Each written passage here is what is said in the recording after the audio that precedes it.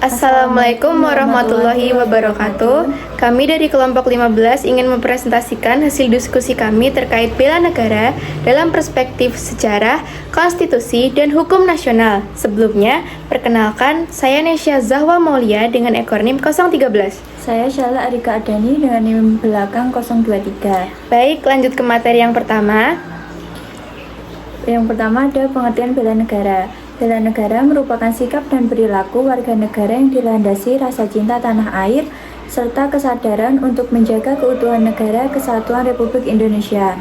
Bela negara tidak hanya dilakukan melalui kegiatan militer, tetapi juga dapat diwujudkan melalui tindakan sederhana dalam kehidupan sehari-hari, seperti menaati aturan, menjaga persatuan, dan ikut berkontribusi bagi bangsa sesuai kemampuan masing-masing.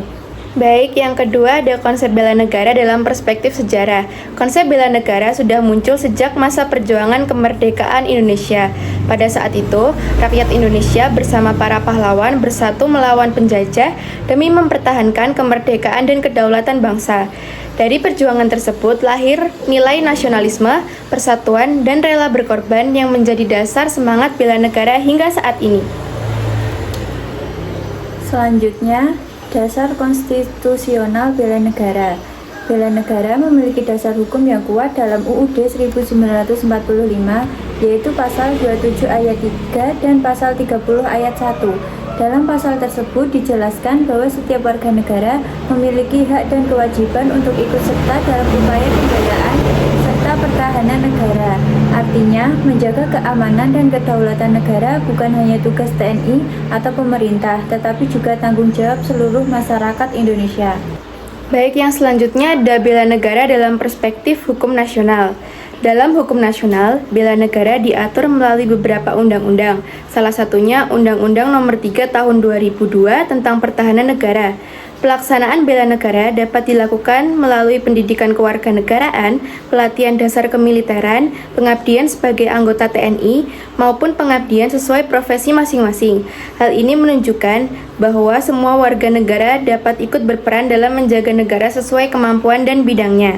Kemudian ada sistem pertahanan semesta. Indonesia menerapkan sistem pertahanan semesta, yaitu sistem pertahanan yang melibatkan seluruh rakyat, wilayah, dan sumber daya nasional.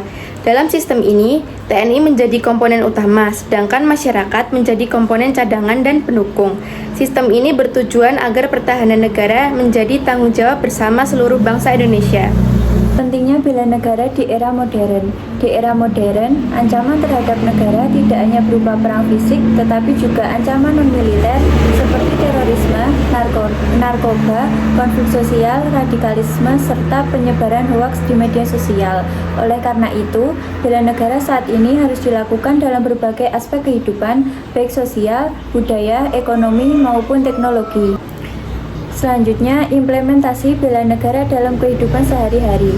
Bela negara dapat diterapkan melalui tindakan sederhana dalam kehidupan sehari-hari seperti menjaga persatuan, menghargai perbedaan, menaati hukum, menggunakan media sosial secara bijak, dan ikut berpartisipasi dalam pembangunan nasional. Tindakan kecil tersebut merupakan bentuk nyata rasa cinta terhadap bangsa dan negara. Yang terakhir ada kesimpulan. Berdasarkan pembahasan yang telah dijelaskan, dapat disimpulkan bahwa bela negara memiliki dasar yang kuat dalam sejarah, konstitusi, dan hukum nasional Indonesia. Bela negara bukan hanya tanggung jawab pemerintah atau TNI, tetapi kewajiban seluruh warga negara. Oleh karena itu, diperlukan kesadaran dan partisipasi aktif masyarakat, terutama generasi muda untuk menjaga persatuan, kedaulatan, dan keutuhan NKRI. Sekian presentasi dari kelompok kami, kurang lebihnya mohon maaf. Wassalamualaikum warahmatullahi wabarakatuh.